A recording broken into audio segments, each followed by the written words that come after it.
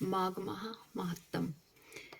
बोलो सच्चे दरबार की जय, विष्णु भगवान की जय, भोलेनाथ की जय।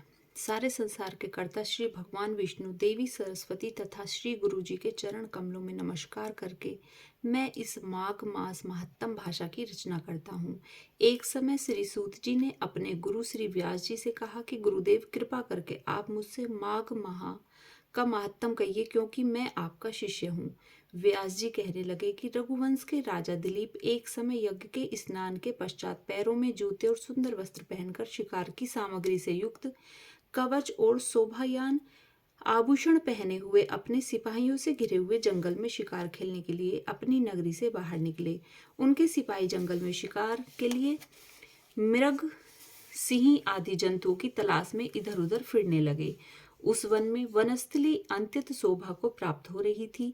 वन में कहीं वृक्षों पर मोर नाच रहे थे, तो कहीं कहीं मृगों के झुंड फिरते थे, कहीं गीदड़ अपना भयंकर शब्द कर रहे थे, तो कहीं गैंडों का समूह हाथियों के समान फिर रहा था। कहीं वृक्षों के कोटरों में बैठे हुए उल्लू अपना भयानक शब्द कर रहे थे, कहीं सिंहों के पद चिन्हों के साथ घायल मृगों के रक्त से भूमि लाल हो रही थी, कहीं दूध से भरी थनों वाली सुंदर भैंसें फिर रही थी, कहीं पर सुगंधित पुष्प हरी भरी लताएं वन की शोभा को बढ़ा रही थी।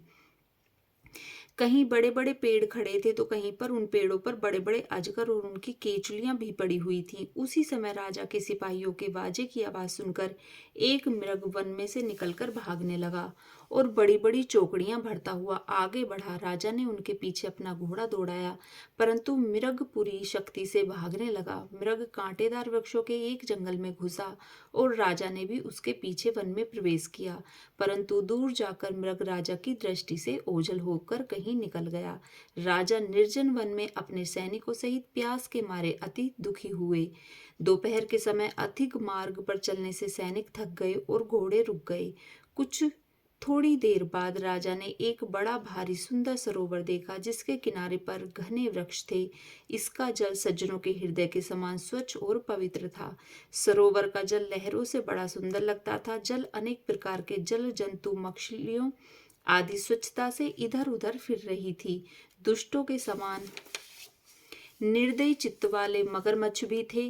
किसी किसी जगह लोभी के घर के समान सिमाल भी पड़ी हुई थी। जैसे विपत्ति में पड़े हुए लोगों को दुखी हरने वाले दानी पुरुष के समान यह सरोवर अपने जल से सबको सुखी करता था।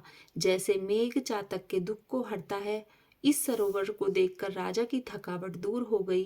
रात्रि को राजा ने वहीं विश्राम किया और सैनिक पहरा देने लगे और चारों तरफ फैल गए। रात के अंतिम समय में सूकरों के एक झुंड ने आकर सरोवर में पानी पिया और कमल के झुंड के पास आकर सब शिकारियों ने सावधानी होकर सूकरों पर आक्रमण किया और उनको मारकर पृथ्वी पर गिरा दिया। उस समय सब शिकारी कोलाहल करते हुए बड़ी प्रसन्नता के साथ राजा के पास गए और राजा प्रभात हुआ देखकर उनके साथ ही अपनी नगरी की तरफ चल पड़ा।